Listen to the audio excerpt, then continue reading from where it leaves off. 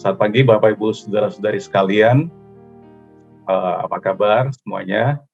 Saya yakin Bapak Ibu dalam keadaan baik-baik saja. Terima kasih bagi Bapak Ibu yang mungkin bergabung untuk pertama kalinya pada hari ini.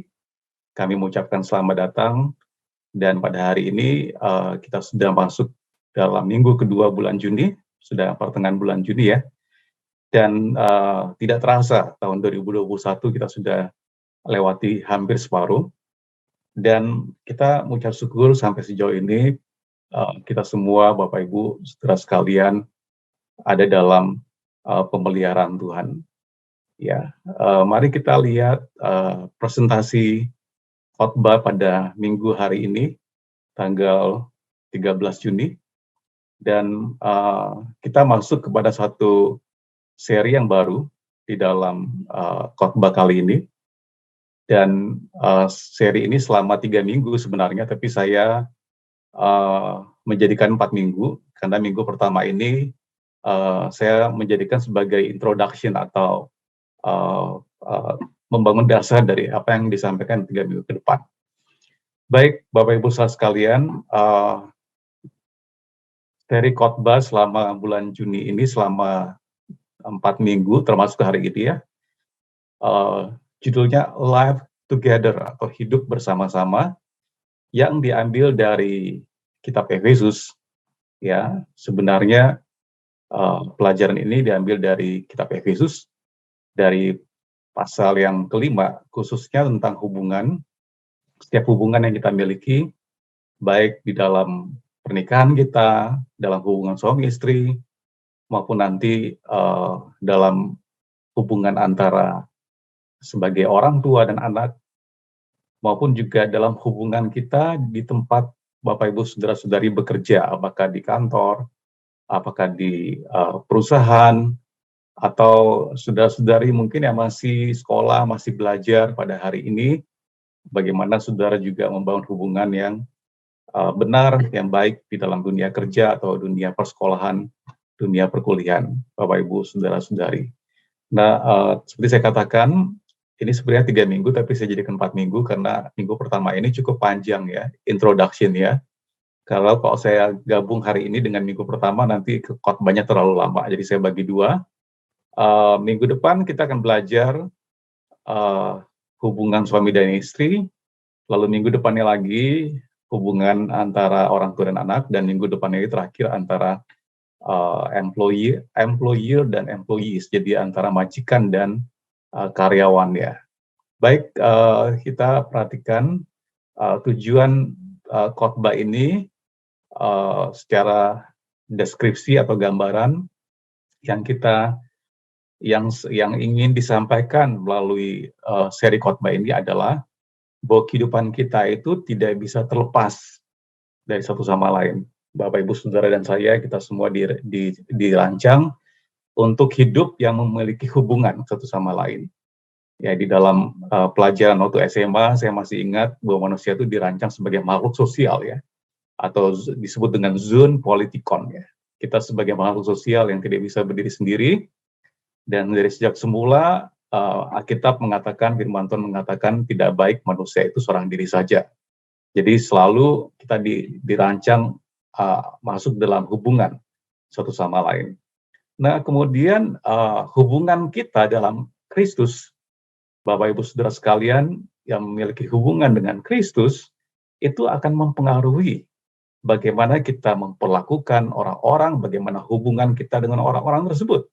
Ya, dan karena Kristus, kita akan mengalami satu hubungan yang berkesinambungan, bukan hubungan yang jangka pendek tapi jangka panjang.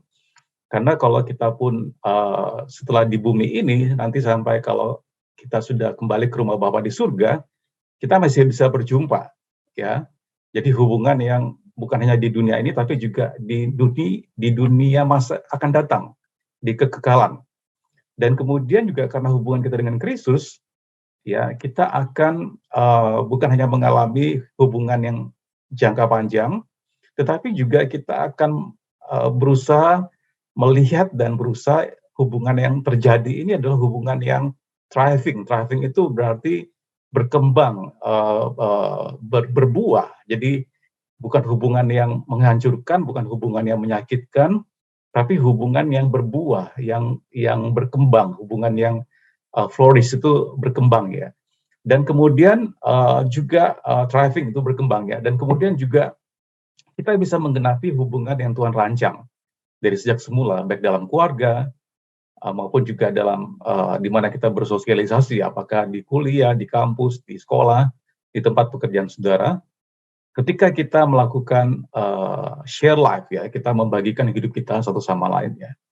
Nah, tujuan yang kita ingin capai selama 4 minggu ini adalah Bapak Ibu Saudara-saudari semuanya memahami bahwa hubungan kita dengan Allah, hubungan ikat janji kita dengan Allah itu akan mempengaruhi juga hubungan kita dengan orang lain, ya terutama jemaatnya, dan kemudian menghasilkan pernikahan yang berpusat pada Kristus, ya keluarga yang berpusat pada Kristus, dan juga dunia kerja kita yang berpusat pada Kristus. Jadi ini yang kita ingin capai selama 4 minggu ini. Nah, minggu pertama saya katakan ini minggu foundational, karena dari dasar ini saya akan membangun 3 khotbah di 3 minggu ke depan.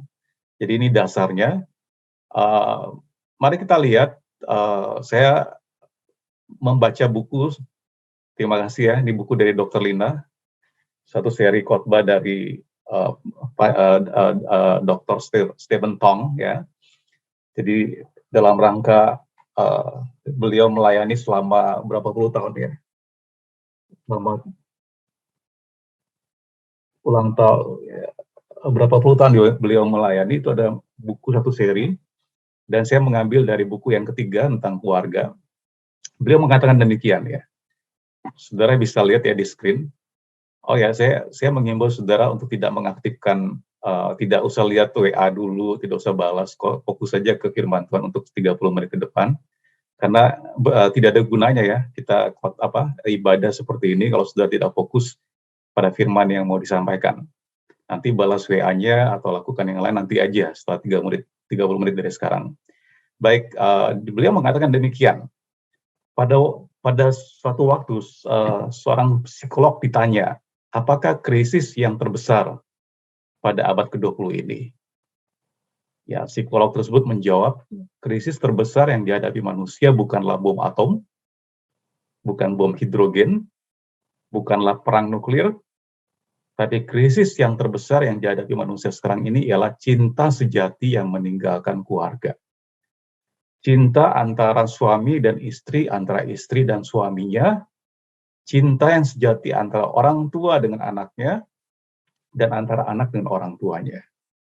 Seharusnya cinta sejati ini ada di dalam rumah tangga, ada di dalam keluarga, tetapi cinta sejati ini hilang, ya tidak ada.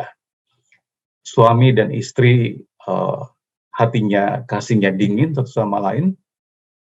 Orang tua dengan anak juga tidak ada cinta atau kasih yang hangat, sudah menjadi dingin, hidup dengan dunianya sendiri-sendiri. Papa hidup dengan dunianya sendiri, kesibukannya sendiri, mama juga punya kesibukan sendiri. Ya, kemudian antara saudara juga masing-masing punya kesibukan sendiri. Ya. Cinta yang sejati yang seharusnya ada di dalam rumah tangga itu kemudian tidak ada lagi. Nah, Bapak Ibu, saudara-saudari sekalian, inilah sebenarnya bahaya terbesar yang dihadapi umat manusia.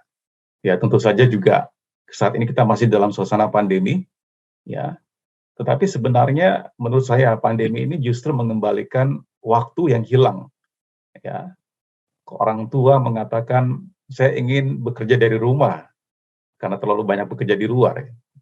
Terjadilah kerja dari rumah, meskipun sebagian juga sudah kerja dari kantor. Ya, sebenarnya pandemi ini menyebabkan kita semua punya waktu yang lebih banyak untuk keluarga kita. Sebenarnya pandemi ini membuat prioritas kita kembali kepada jalurnya. First thing first ya. Kita tahu bahwa hubungan kita dengan Tuhan itu yang pertama, hubungan kita dengan suami atau istri atau pasangan bagi yang sudah menikah itu adalah yang kemudian. Lalu hubungan dengan anak-anak itu kemudian prioritas yang selanjutnya. lalu dalam pekerjaan, baru pelayanan. Nah, menurut saya pandemi ini seharusnya mengembalikan fokus kita kepada prioritas yang benar. Jadi saya baca dari bukunya Stephen Tong ini, dia mengatakan bahwa cinta sejati yang meninggalkan keluarga inilah bahaya yang terbesar yang kita alami pada hari ini. Nah, dalam buku Lego Principle, Pastor Joy Bonifacio, pastor dari Every Nation yang saat ini mengembalakan di Singapura, Every Nation Singapura, dan juga beliau adalah salah satu apostolic team di dunia yang mengawasi gereja-gereja bukan hanya di Asia tapi juga di seluruh dunia. Beliau mengatakan demikian, sedari awal Allah merancang kehidupan bukan saja agar kita dapat menikmatinya bersama Dia, melainkan juga agar kita dapat menikmatinya bersama satu sama lain. Kita diciptakan untuk saling menikmati, kita diciptakan dengan kecenderungan untuk menjalin hubungan. Jadi Bapak Ibu saudara sekalian, dari sononya Tuhan menciptakan saudara dan saya untuk memiliki hubungan satu sama lain. Ya, tadi saya sudah katakan kita tidak pernah dirancang untuk hidup sendirian.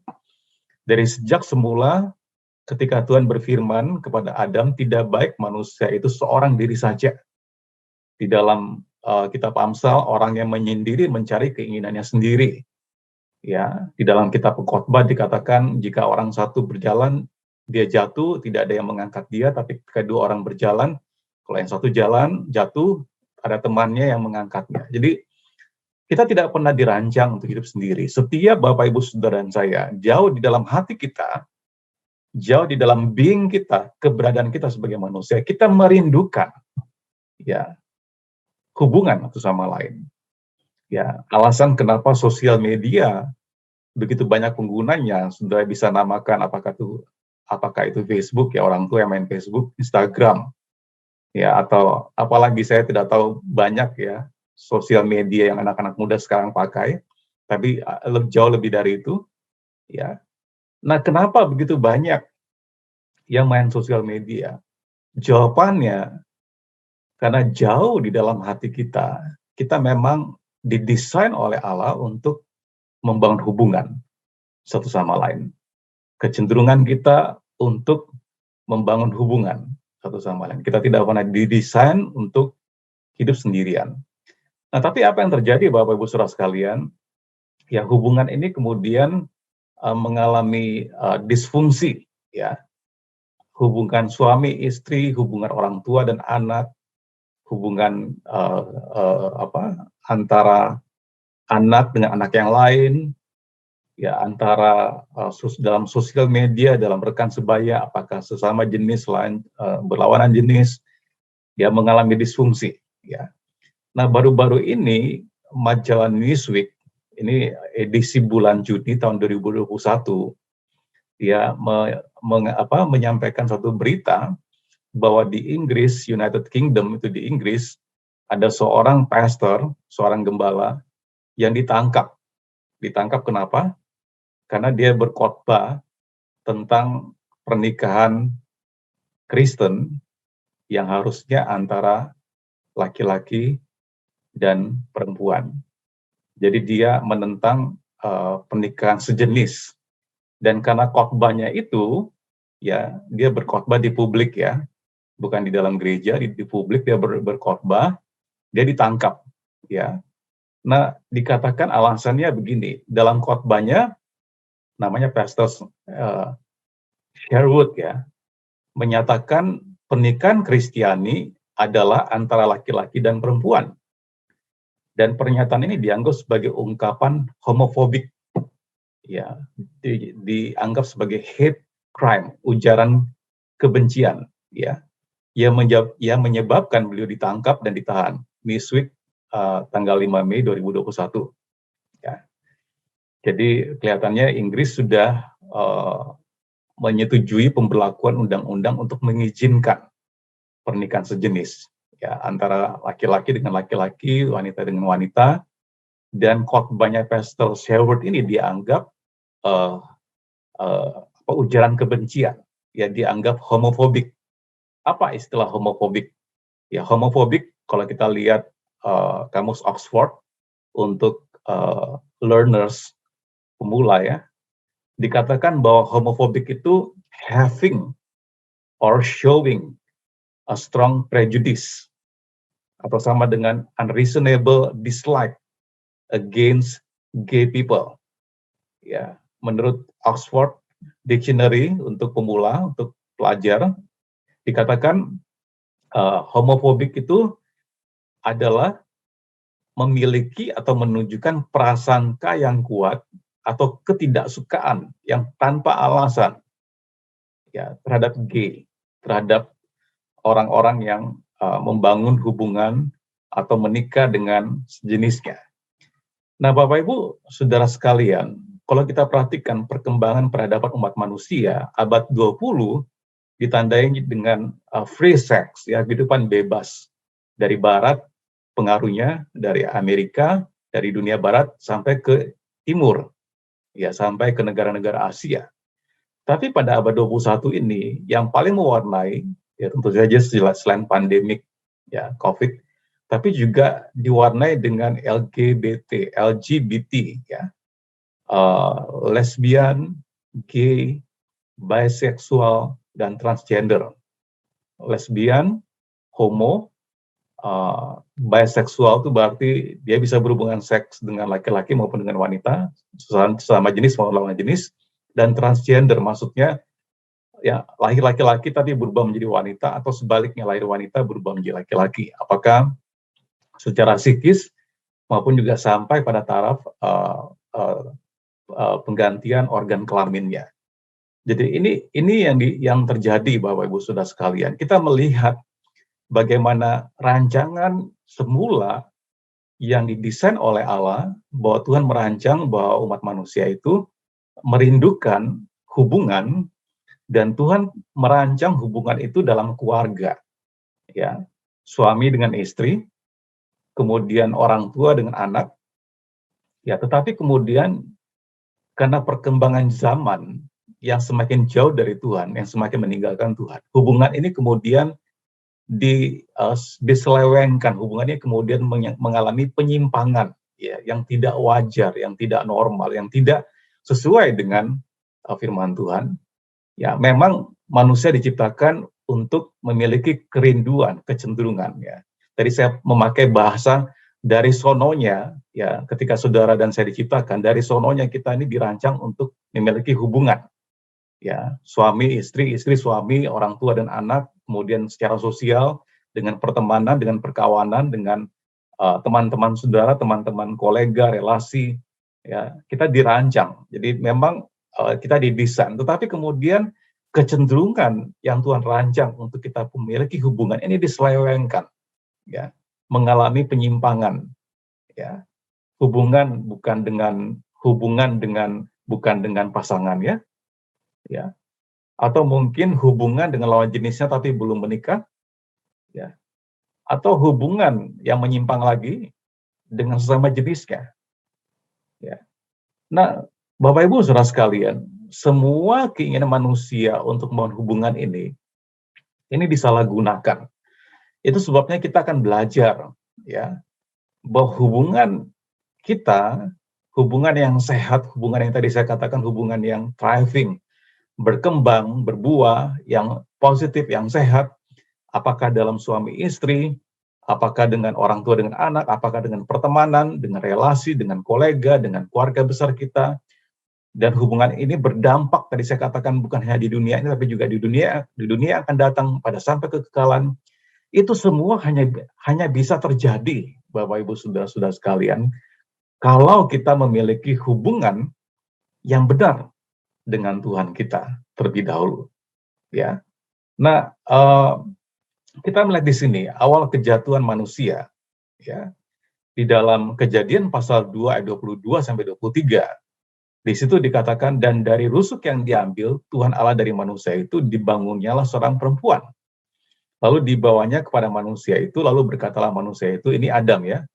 Inilah dia tulang dari tulangku, inilah daging dari dagingku, ia akan dinamai perempuan. Sebab ia diambil dari laki-laki. Bapak Ibu Saudara-saudari perhatikan, ketika Tuhan menciptakan Adam dan Hawa, Adam diciptakan terlebih dahulu, dan Adam sendirian, tidak ada pasangannya, dia berusaha mencari semua binatang-binatang yang diciptakan, tidak ada yang menyerupai dia satupun, kecuali gorila yang menyerupai dia. Tapi itu bukan manusia, ya. Ya, saya berpikir mungkin jangan-jangan Adam jatuh cinta dengan gorila karena yang paling mirip dengan manusia itu dia, gitu kan, gorila. Ya.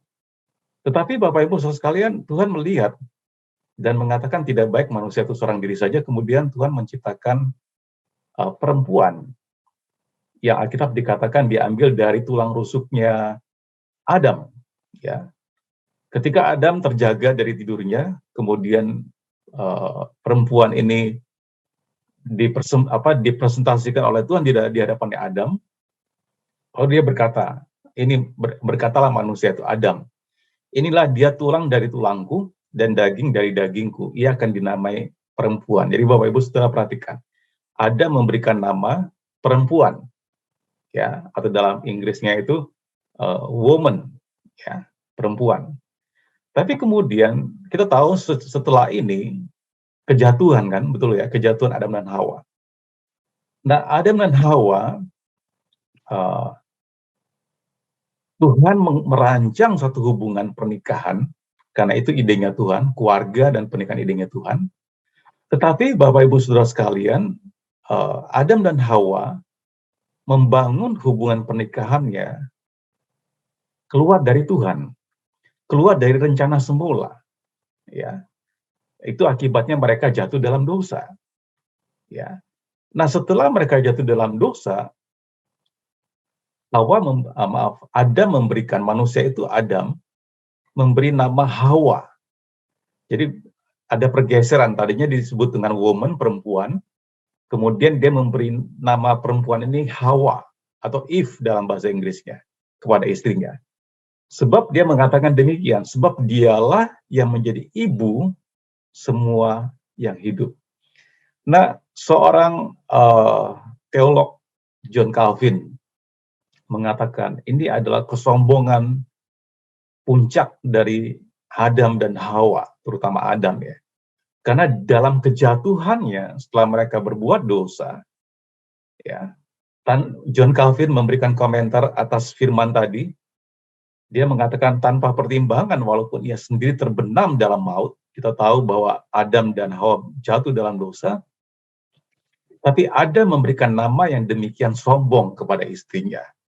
Karena kalau kita perhatikan, dia mengatakan, kalau kita kembali ke Kejadian 3:20, dikatakan bahwa Hawa dialah yang menjadi ibu. Dia menjadi ibu dari semua yang hidup. Dengan kata lain, ya, John Calvin mengatakan, sekalipun kami terpisah dari engkau, dari Allah, kami bisa tetap hidup. Gitu loh. Nah, menurut saya Bapak Ibu Saudara sekalian, disinilah awal dari hubungan yang rusak ini. Hubungan yang rusak antara suami dan istri, perceraian terjadi, perselingkuhan terjadi, perceraian terjadi, ya. Kemudian karena jauh di dalam hati manusia dirancang untuk membangun hubungan, mereka kemudian mencari pasangan yang lain, ya. Mereka kemudian membangun hubungan yang lain. Kalau masih dalam menikah, kemudian mereka punya selingkuhan, ya. Kalau mereka masih single, belum menikah, mereka membangun hubungannya dengan banyak orang, ya, gonta-ganti pacar, ya. Mereka hidup dalam hubungan yang bebas, ya. Ternyata tidak cukup dengan itu ya. Tadi saya sudah gambarkan abad 20 itu diwarnai dengan free sex, tapi abad 21 LGBT. Hubungan yang tadi gagal antara suami istri, kemudian mereka mencari hubungan di luar suami istri dengan selingkuhan, itu pun tidak memuaskan hati manusia. Ya. Mereka kemudian membangun hubungan dengan sesama jenisnya. Ya. Bapak Ibu Saudara bisa lihat nggak bahwa kecenderungan yang Tuhan buat dalam hati manusia bahwa kita memiliki hubungan itu kemudian disalahgunakan. Artinya begini loh, manusia berusaha membangun hubungan, apakah dengan pernikahannya, apakah dengan dalam keluarganya, antara orang tua dan anak, apakah dengan teman-temannya, koleganya, relasinya, bahkan dengan sesama jenisnya, itu tidak pernah memuaskan hati umat manusia. Kenapa? Karena hubungan semua yang mereka bangun itu bukan didasarkan dari hubungan dengan Allah Bapa di surga yang menjadi dasarnya. Tidak didasarkan pada hubungan dengan Kristus. Ya. Nah, Bapak Ibu masih ingat ya, tujuan dari khotbah ini adalah kita harus menyadari bahwa hubungan kita, ya tadi saya katakan hubungan yang berbuah, hubungan yang lasting, yang kekal, dan hubungan yang tergenapi sesuai dengan rencana Tuhan, apakah dalam keluarga, dalam hubungan suami istri, antara orang tua dan anak-anak dengan orang tua, atau dalam kehidupan sosial kita, itu hanya bisa tercapai karena keluar dari hubungan kita dengan Tuhan terlebih dahulu. Kalau kita membangun hubungan kita dengan Tuhan terlebih dahulu, dari hubungan kita dengan Tuhan, maka kita akan mempunyai hubungan yang berbuah, hubungan yang sehat, hubungan yang kekal, hubungan yang sampai kepada rencana Tuhan dari sejak semula, hanya ketika kita memulai hubungan itu dengan hubungan kepada Tuhan Yesus Kristus terlebih dahulu. Ngerti ya Bapak Ibu? Jadi maksudnya dengan setelah singkat mengatakan demikian, hubungan apapun yang Bapak Ibu saudara-saudari yang saya bangun, kalau itu di luar Tuhan, pasti hubungan itu akan hancur. Pasti hubungan itu akan menyakitkan. Pasti hubungan itu akan membuat sakit hati, patah hati. Akan membuat hubungan yang menyakitkan satu sama lain. Bukan hubungan yang thriving, bukan hubungan yang berkembang, yang berbuah, bukan hubungan yang baik, tapi hubungan yang menghancurkan. Ya, tadi saya sudah gambarkan. Ya, nah di sini menurut saya kejatuhan dari sejak pertama ketika Adam dan Hawa. Tadi kita sudah lihat Adam sudah jatuh dalam dosa, tapi dalam kejatuhannya, tadi saya katakan John Calvin mengomentari ayat ini kesombongan yang paling tinggi, karena sejak dari kejatuhannya Adam, dia merubah nama dari perempuan, dia sendiri yang kasih nama perempuan, dia rubah menjadi Hawa. Karena apa? Hawa, ibu dari segala yang hidup. John Calvin mengomentari firman ini, dia mengatakan dengan kata lain, sekalipun kami terpisah dari Engkau Tuhan, kami bisa tetap hidup. Sekalipun kami tidak punya hubungan dengan Engkau Tuhan, kami akan berhasil dalam hidup ini. Kami akan berhasil dalam pernikahan kami. Kami akan berhasil dalam keluarga kami. Kami akan berhasil dalam hubungan yang kami bangun. Nah, Bapak Ibu Saudara sekalian, inilah penyesatan yang sejak dari awal. Kenapa begitu banyak disfungsi dalam hubungan ya yang terjadi antara suami istri, perceraian, perselingkuhan, antara orang tua dan anak dalam keluarga, antara saudara dengan saudara. Bapak Ibu Saudara sekalian, nanti kita akan lihat ya, bagaimana Adam dan Hawa ini, meskipun mereka sudah jatuh dalam dosa, mereka tidak berbalik kepada Tuhan. Coba, Bapak Ibu Saudara, saya mau kasih pertanyaan ya, untuk dipikirkan. Menurut Bapak Ibu Saudara-saudari, Adam ini bertobat nggak? Coba pikirkan. Adam ini bertobat nggak sebelum dia meninggal dari kejatuhannya? Kan dia berdosa kan? Bertobat nggak dia dari kejatuhannya? Coba dipikirkan ya, nggak usah dijawab sekarang. Ini jadi PR ya. Nanti saya akan jawab. Bertobat nggak Adam? Karena kan dia jatuh dalam dosa. Dia bertobat nggak? Ya. Nah, Adam dan Hawa dalam kejatuhannya, mereka ini tetap menganggap bisa berhasil dalam hidupnya tanpa Tuhan. Ya. Kalau kita perhatikan sampai sejauh ini, sampai pasal ini ya, Adam belum bertobat. Karena apa yang direkam di Alkitab dikatakan di pasal 4 ayat 1. Perhatikan Bapak Ibu Saudara sekalian di screen Saudara. Kemudian manusia itu, Adam ya, bersetubuh dengan Hawa, istrinya. Dan mengandunglah perempuan itu, lalu melahirkan Kain. Maka kata perempuan itu, aku telah mendapat seorang anak laki-laki dengan pertolongan Tuhan. Dia menggunakan kata Tuhan Yahweh. Bapak Ibu Saudara sekalian, di sini Hawa tidak menyadari, Adam dan Hawa tidak menyadari dalam kejatuhannya. Sampai sejauh ini mereka belum bertobat. Tadi dari perempuan jadi Hawa, tadi John Calvin masih ingat ya mengomentari teks itu, dia mengatakan ini kesombongannya tertinggi dari manusia. Dalam kejatuhannya, dia masih mengatakan kami bisa berhasil dalam hidup ini. Kami masih bisa berhasil dalam hubungan kami, suami istri, tanpa Engkau Tuhan. Kami bisa berhasil dalam mendidik anak-anak kami, tanpa Engkau Tuhan. Ingat baik Bapak Ibu, tadi saya katakan, harus diingat baik-baik ya, ini tema khotbahnya. Hubungan kita hanya bisa berhasil kalau kita memiliki hubungan dengan Kristus, Tuhan Yesus Kristus terlebih dahulu. Apakah dalam pernikahan, apakah dalam mendidik anak, orang tua dan anak-anak dengan orang tua, apakah dengan sosial kita, dengan lingkup perkuliahan, persekolahan, relasi bisnis, usaha, kolega, keluarga besar, semuanya itu akan gagal, akan menyakitkan, akan hancur, akan saling melukai, kalau tidak lahir dari hubungan kita dengan Tuhan terlebih dahulu. Adam dan Hawa, John Calvin masih mengomentari ayat tadi ya, Adam dan Hawa tidak sadar bahwa sifat internal mereka yang telah ternoda oleh dosa, sementara mereka masih menyembah Allah di bibir, tapi di hati mereka tidak sama sekali. Karena tadi Hawa mengatakan, aku telah mendapat seorang anak laki-laki dengan pertolongan Tuhan. Dari bibirnya, dia mengatakan Tuhan menolong dia, Yahweh menolong dia. Tapi dalam kelakuannya, dari hatinya, sebenarnya mereka belum bertobat. Karena apa, Bapak Ibu? Nah, Bapak Ibu lihat ya, saudara sekalian lihat kehancuran mulai terjadi. Apa yang terjadi kemudian? Setelah Kain lahir, Habel lahir, apa yang terjadi? Cemburu ya.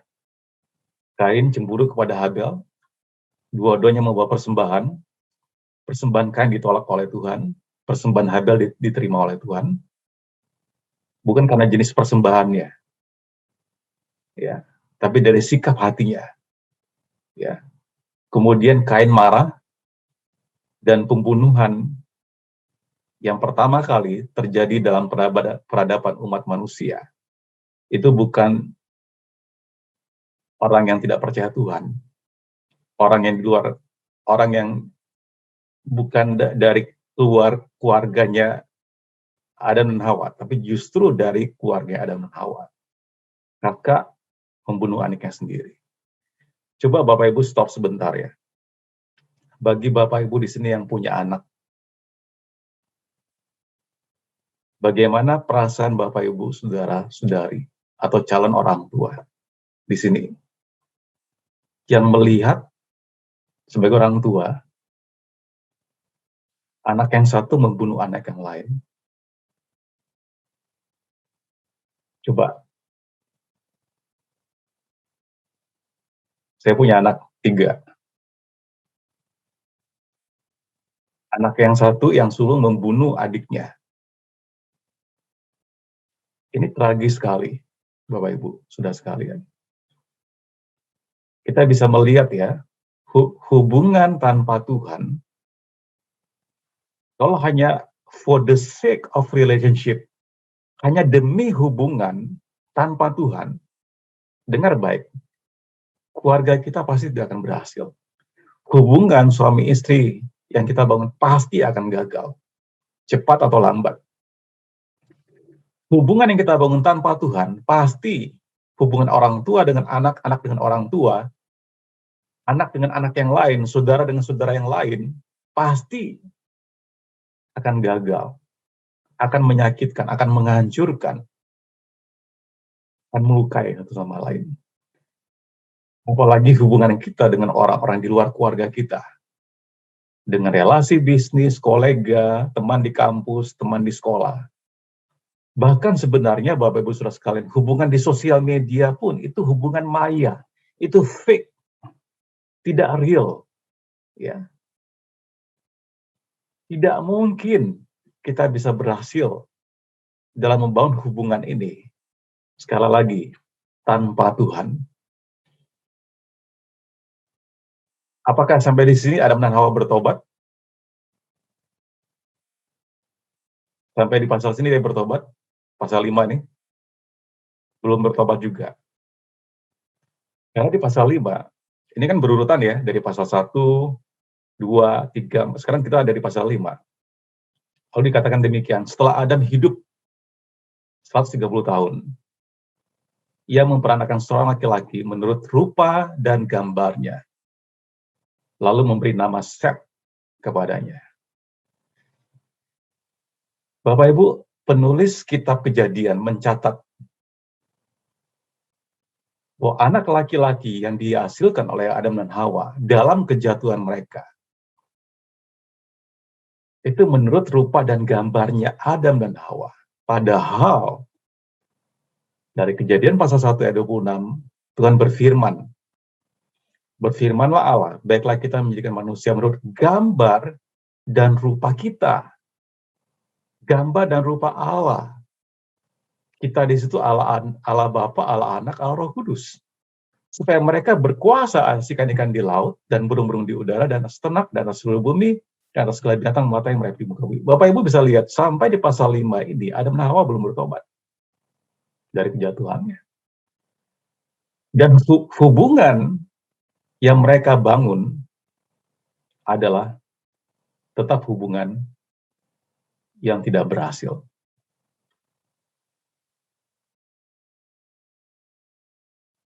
Sebenarnya pola ini terulang kembali dalam Keluaran pasal 32 ayat 1-5.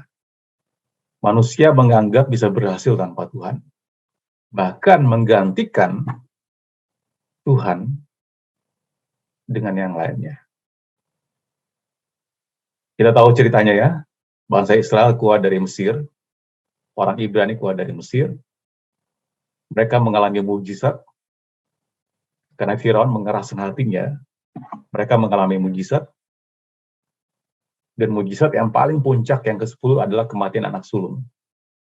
Di mana orang-orang Ibrani, anak sulung pertamanya, anak sulungnya, sampai ternaknya yang sulung, tidak mengalami kematian karena memiliki kesaksian darah domba yang dioleskan di tiang-tiang pintu rumah mereka, di palang-palang pintu, di atas pintu-pintu rumah mereka. Tapi anak sulung Firaun sampai ke pegawainya, istana, sampai ke seluruh ternak mati. Ya. Apakah mujizatnya berhenti sampai di situ? Tidak. Di padang gurun pun Tuhan melakukan banyak mujizat. Ada tiang api yang menghangatkan mereka waktu mereka malam hari tidur di padang gurun, itu dingin sekali. Ada tiang awan yang menyertai mereka waktu mereka berjalan di siang hari, panas sekali. Orang bisa mati dehidrasi, kekeringan. Ada roti yang Tuhan berikan, mana dari surga. Ada burung puyuh, mereka bisa makan daging. Tangan Tuhan mengeluarkan air dari batu karang. Tangan Tuhan menolong mereka melawan orang Filistin, orang Amalek, dan seterusnya. Ya. Mereka kurang mujizat apa? Dan kemudian Tuhan membelah laut terberau untuk mereka menyeberang. Tadi malam kita ada live group ya, saya dengan Bu Yanti dan teman-teman dari Purwokerto, ada Pak Omega, Bu Eti, juga ada Bu Iis di sini juga hadir tadi malam. Saya mengatakan demikian, pernah nggak Bapak Ibu saudara sekalian membayangkan, coba yang pergi main ke pantai ya, apakah Parangtritis atau kemana, bayangkan berdiri di pinggir pantai, lalu bayangkan itu terbelah lautnya, dan kering dan bisa jalan. Membayangkannya aja mungkin kita nggak sampai ke bayangan kita ya. Tapi itulah yang terjadi. Mereka tidak pernah melihat mujizat yang seperti itu.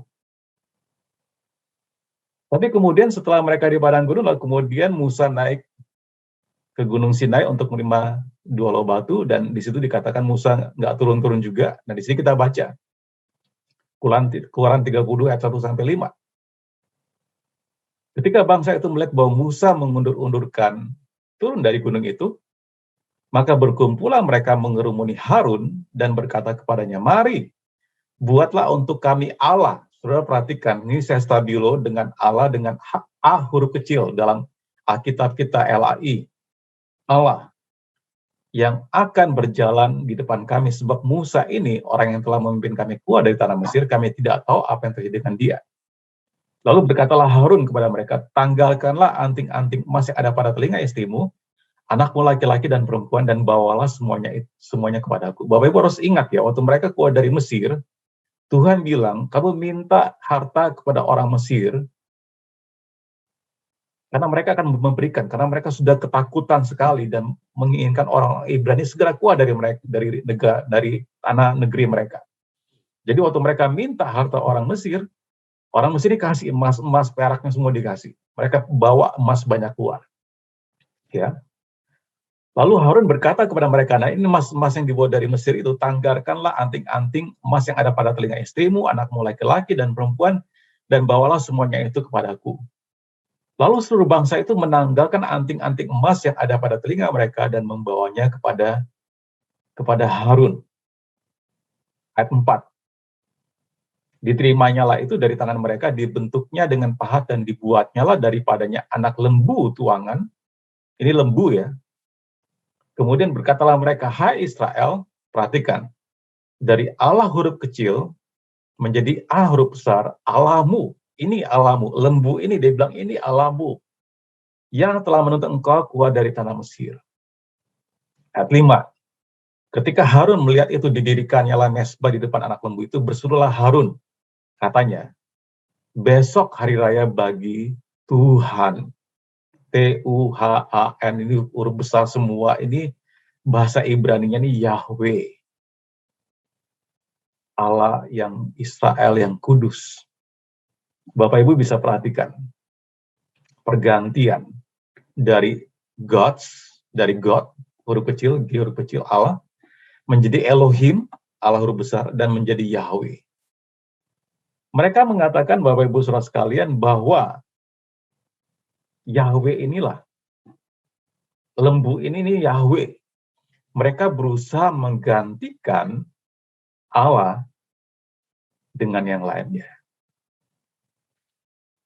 Bapak Ibu saudara sekalian, kalau kita berusaha mengeluarkan Tuhan dari kehidupan kita, kalau kita berusaha mengeluarkan Allah dari hubungan yang kita bangun dan menggantikannya dengan yang lainnya, itu sama seperti kita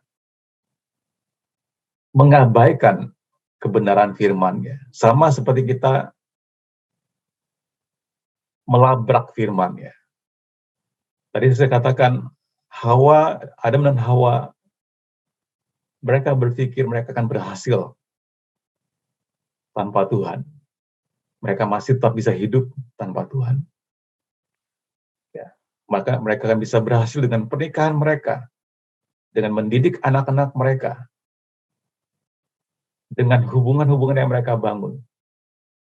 Tapi kita tahu, ya, yang ada adalah kegagalan dan kehancuran. Dan mereka berusaha menggantikan, kejadiannya berulang kembali kan. Waktu bangsa Israel, orang Ibrani keluar, mereka berusaha menggantikan Tuhan Yahweh dengan lembu emas. Dan mereka berkata, ini Yahweh. Bapak Ibu bisa bayangkan sakit hatinya Tuhan. Ya. Dia yang sudah berkorban, dia yang sudah melakukan banyak mujizat. Kemudian orang Ibrani mengatakan, bukan engkau itu Yahweh, tapi ini Yahweh, ini lembu emas, ini Yahweh. Bapak Ibu saudara sekalian, dalam peradaban umat manusia, kalau kita perhatikan,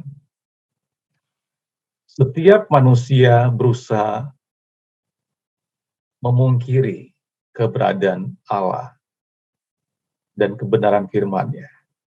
Yang terjadi pasti kehancuran, bukan kehidupan.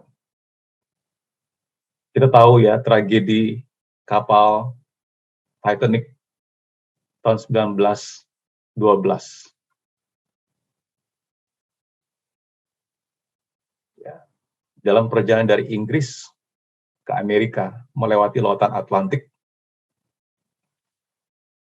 Titanic ini dibangun sebagai satu simbol kemajuan teknologi pada waktu itu, dan mereka berkata Titanic ini tidak akan bisa tenggelam. Karena memang dibangun dengan plat besi yang tebal, dan di lambung kapalnya itu banyak kompartemen-kompartemen yang kalau dia bocor, itu bisa ditutup, meskipun bocor dia nggak bisa tenggelam. Ya. Tapi apa yang terjadi Bapak Ibu?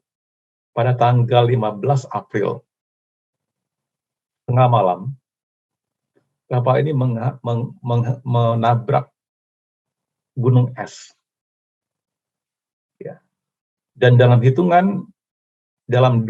jam 40 menit, kapal yang diklaim tidak bisa tenggelam ini, kemudian tenggelam ada di dasar Samudra Atlantik.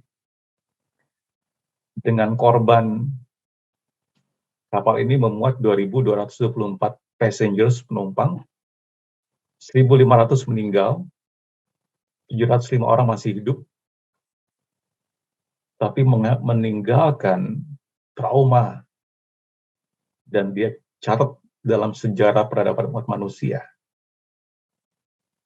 Bahwa kapal yang diklaim tidak pernah bisa karam, ini tenggelam.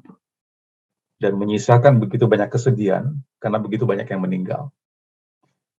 Nah, Bapak Ibu saudara sekalian, sama kebenarannya. Tuhan Yesus memberikan firman di dalam Matius pasal 7 ayat 24.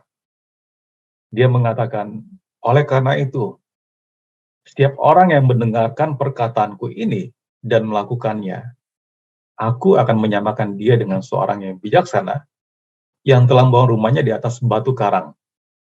Di dalam terjemahan MILT ya 2008, MILT itu Modified Indonesian Literal Translation oleh Sabda. Jadi kalau di terjemahan LAI di atas batu, nggak pakai karang. Kalau di sini diberikan translasi yang dimodifikasi batu karang. Ya. Bapak Ibu saudara sekalian, kalau kita menabrak kebenaran firman Tuhan, bukan batu karangnya yang hancur, tapi kehidupan kita yang hancur. Lebih lanjut, Tuhan Yesus mengatakan, tetapi setiap orang yang mendengar perkataanku ini dan tidak melakukannya, ia sama dengan orang yang bodoh, yang mendirikan rumahnya di atas pasir. Kemudian turunlah hujan, dan datanglah banjir, lalu angin melanda rumah itu, sehingga rubuhlah rumah itu, dan hebatlah kerusakannya. Dikatakan hebatlah kerusakannya. Ya. Sewaktu kita membangun hubungan kita, suami istri, hubungan dalam keluarga, orang tua dengan anak, hubungan dengan orang-orang di tempat kita bekerja, hubungan dengan teman-teman kita di kampus, di tempat sekolah kita, dan hubungan-hubungan kita bangun dalam kehidupan sosial kita. Kalau tanpa Tuhan, Bapak Ibu saudara sekalian, yang ada hanyalah kehancuran. Nah, inilah dasar yang saya akan bagikan 3 minggu ke depan. Karena kita bisa menghormati Tuhan. Ini ilustrasi seperti ini ya Bapak Ibu. Ibarat rumah yang kita mau bangun, dasarnya itu kita harus mengasihi Tuhan. Ini perintah yang pertama dan terutama, Matius pasal 22. Kasihlah Tuhan Allahmu dengan segenap hatimu, segenap jiwa, akal budi, dan kekuatanmu, dan kasihlah sama manusia seperti engkau mengasihi dirimu sendiri. Nah, di atas dasar ini, Bapak Ibu saudara sekalian, kita bisa menghormati Tuhan dalam area kasih antara suami dan istri, hubungan antara orang tua dengan anak, dan hubungan antara majikan dan karyawannya. Atau kita bisa perluas dengan pertemanan kita, dengan kolega, relasi, teman di sekolah, teman di kampus, keluarga besar kita. Hanya bisa memuliakan Tuhan kalau kita membangun semua hubungan ini di atas Tuhan dan di atas kebenaran firman-Nya. Tanpa itu, hubungan yang kita bangun, apakah dalam keluarga, ketika saudara menikah nanti, apakah ketika nanti saudara punya anak-anak, apakah ketika saudara punya karyawan, atau punya pertemanan, yang ada adalah kehancuran belaka, yang ada adalah sakit hati, yang ada adalah kekecewaan. Tapi kabar baiknya, Tuhan Yesus sudah mati di kayu salib bagi Bapak, Ibu, Saudara, dan saya. Dan karena kasih-Nya yang besar kepada kita semua, Dia menebus hidup Bapak, Ibu, Saudara, dan saya, dan mengembalikan kepada rencana yang semula. Kita akan lihat rencana yang semula, seperti apa gambarannya dalam Efesus pasal 5, 21-33, yang kita tidak akan baca hari ini, karena ini akan menjadi tema atau judul khotbah minggu depan. Kita akan membahas hubungan suami istri, kita akan membahas hubungan orang tua dengan anak, anak dengan orang tua, kita akan membahas hubungan tuan dengan majikan dengan karyawannya, atau hubungan yang lebih besar, pertemanan kita, relasi kita, baik dalam keluarga maupun di luar keluarga kita, itu didasarkan atas kebenaran firman Tuhan. Saya berdoa Bapak Ibu Saudara sekalian, bahwa kehidupan yang Tuhan berikan kepada kita adalah kehidupan yang untuk kita nikmati bersama-sama. Live together, kita bisa hidup bersama-sama dalam hubungan yang memang Tuhan rancang, dalam hubungan yang kekal, bukan sementara, dalam hubungan yang berkembang, thriving, dalam hubungan yang mengenapi tujuannya. Kita bukan sekedar membangun hubungan demi hubungan itu, kita tidak sekedar berteman demi pertemanan itu, kita tidak sekedar membangun keluarga tanpa Tuhan, tapi semuanya itu didasarkan dari hubungan kita terlebih dahulu dari Tuhan. Saya berdoa Bapak Ibu Saudara sekalian, suatu kita bisa melihat kebenaran ini, dan suatu kita mendasari hubungan yang kita bangun dalam suami istri, dalam orang tua dengan anak, dan dalam pertemanan yang lebih luas lagi. Kita akan melihat hubungan itu akan menjadi hubungan yang sesuai dengan rencana Tuhan. Kalau saudara-saudari, Bapak Ibu berteman dengan satu tujuan, kita dari pertemanan itu kita bisa membawa orang datang ke Tuhan. Kalau kita membangun keluarga, hubungan yang kita bangun Bapak Ibu untuk mengenapi rencana Tuhan.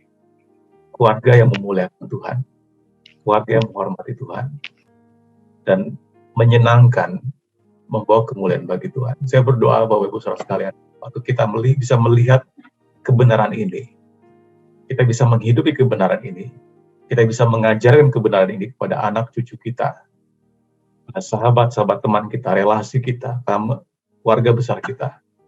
Maka kita akan melihat hubungan yang Tuhan rencanakan dari sejak semula, itu akan terjadi, akan mengenapi tujuannya, akan berkembang, dan akan kekal.